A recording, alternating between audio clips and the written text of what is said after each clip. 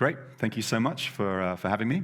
I'm Nicholas Paul, the CEO and co-founder of XFuel, and today I'm going to talk to you about decarbonizing the transport sector, the how and the now.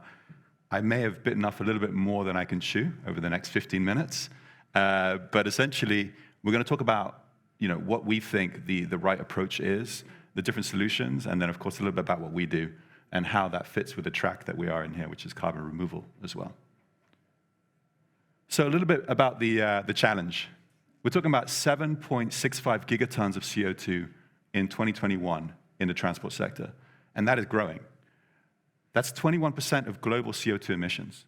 And if you split that out across the three different sectors, and there are more than those, but these are predominantly the most emitting ones, we have shipping with 11%, a whopping 76% for road, so passenger and freight, split between the two, and aviation at 9.2%. So it's a big problem. What's interesting about transport, though, is that it's heavily interdependent on fossil oil.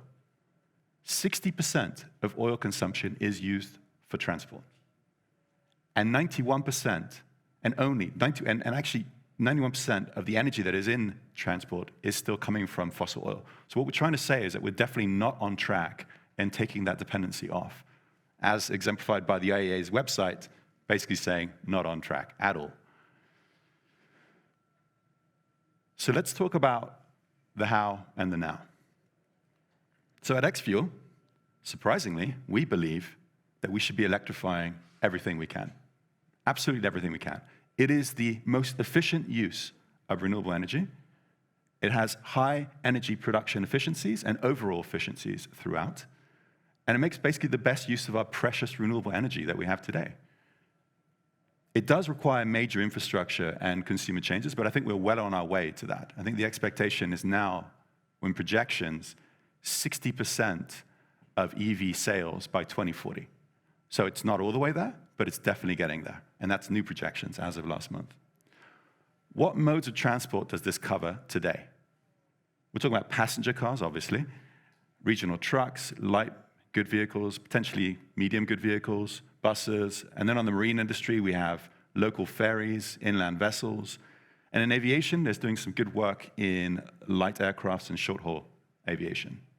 So we have most of these covered, and especially the bigger ones, the passenger cars. But there are other modes of transport which are not on that list. So we're talking about long-distance trucks, heavy good vehicles for the road industry. We're talking about larger ships, long-haul ships and container ships, and we're talking about long-haul and medium-haul aviation sector, right? So all these don't currently work with electrification solutions.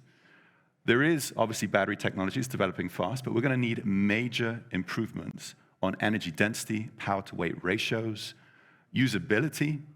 Can you wait 3 days when you're going to charge essentially a ship? No, right? So there needs to be a lot of different concepts that need to be developed to electrify more of these modes of transport in the future. So I think what people are going to start saying is that, wait a minute, what about renewables from non-biological origins, right? This is a lot of discussion on this. I don't want to ruffle any feathers. I think what we're all doing essentially is good work, and we're all trying to progress towards things. But essentially all of these require green hydrogen to actually produce. And to produce green hydrogen is probably one of the most inefficient ways in doing so. You're losing a huge percentage in just doing through electrolysis and storage and all of these things, right? What I'm trying to say is that our renewable energy today is not free, right? So we should not necessarily be using it for ways which are inefficient and not practical. Using green hydrogen as a fuel is basically very inefficient. But there are better use cases for hydrogen. 99% of hydrogen today is produced from fossil origin. 99. And green hydrogen is desperately needed in places like agriculture, which feeds all of us and allows us to thrive, so ammonia and fertilizer, as well as other industrial applications, refining, hydrotreating, and other construction materials, all of these things. Essentially, what I'm trying to say is that we should prioritize green hydrogen for better use cases and not for transport. So where are we? Well, to reduce emissions in transport now, and this is the now part, we need liquid fuel replacements. And this is going to be beneficial in many different ways. First of all, there'll be direct replacements in current engines. They require no change in storage, logistics, or end-use infrastructure either. They're compatible with all modes of transport, even those that are being electrified, and which will take 25 years plus by projections even alone. And then lastly, liquid fuels, and I think some of the discussions before were on this, go well beyond transportation. Agriculture, mining, construction, industrial applications, backup and remote energy, liquid fuels are used throughout. Diesel today is one of the most versatile products in the world.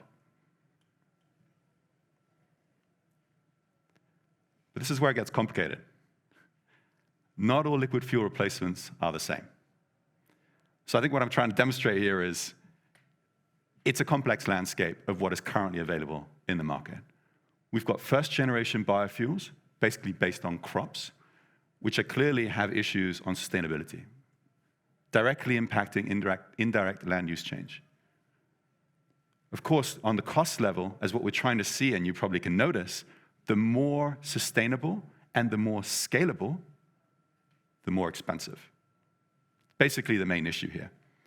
There are different tracks. Advanced biofuels, there are multiple different types, whether it be from oil and fats, which is predominantly what's used today in the advanced category. And then you've got the advanced biofuels of solid waste biomass, which is practically non-existent today. We've heard a little bit about e-fuels, which I think for the very future is the right way to go, but extremely inefficient and expensive. Basically, there are renewable fuels of non-biological origin. Similar issue.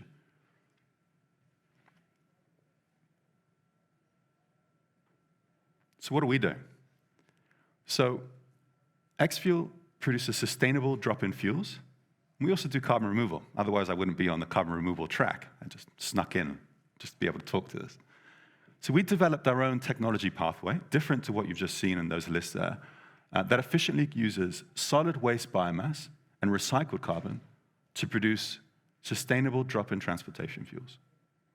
So currently, the profile of our fuels are about 80 to 90% greenhouse gas savings. Of course, this depends on feedstocks that you use, where you are, and lots of different variabilities there. But we do have also a route to producing carbon neutral and negative fuels, and I'll speak a little bit about that in a minute. Our fuels are drop-in compliant replacements for current fossil fuels.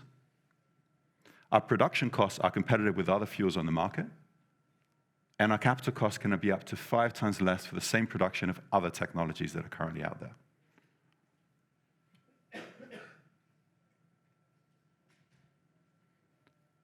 So we can use a wide range of lignocellulosic solid waste biomass in our process. And this is what allows us to have this scalability that you typically would find in a Fischer-Tropsch type technologies and such.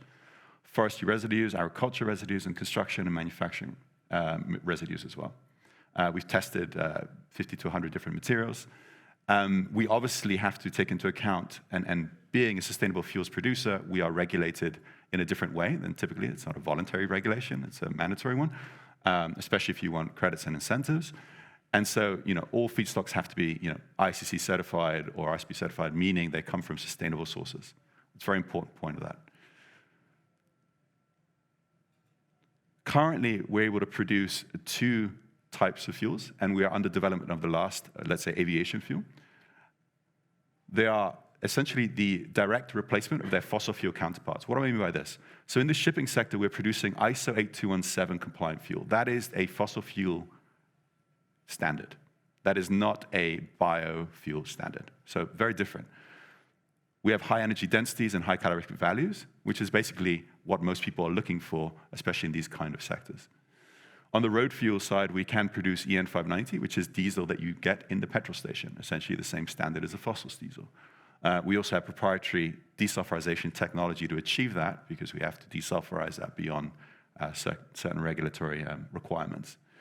And we're also developing our own SAF pathway, which has its hurdles.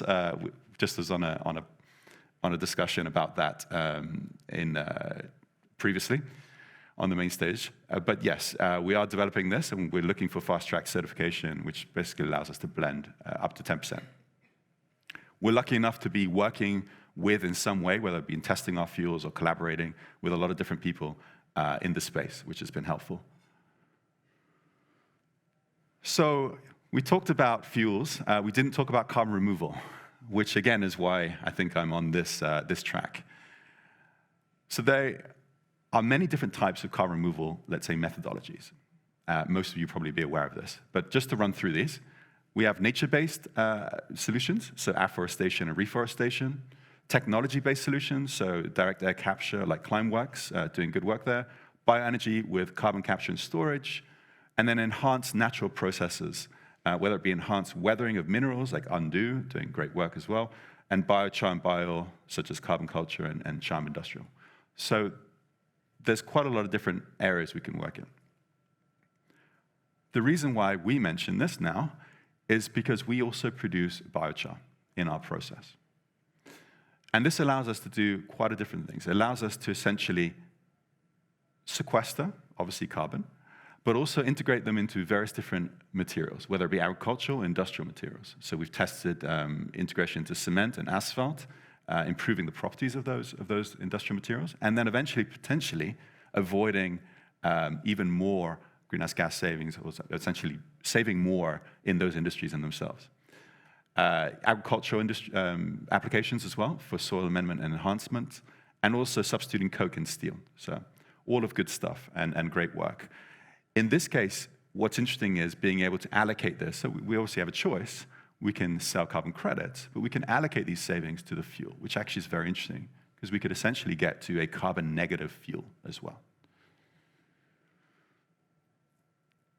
So on the process life cycle and carbon life cycle, just in general, how does this all fit together? Really high level, we've got our waste biomass and biogenic feedstocks, and we have our recycled feedstocks in the technology inputs. It's about 1/4 recycled, 3/4 biogenic by weight. That goes into our technology, and we're able to do two things, as we just explained, right? So we have the sustainable drop-in fuels, which then gets combusted in the various different industries. We have our greenhouse gas savings, and essentially the circular nature of that. And then we also have our carbon removal with different byproducts that we're producing in our process. So where are we right now in our journey?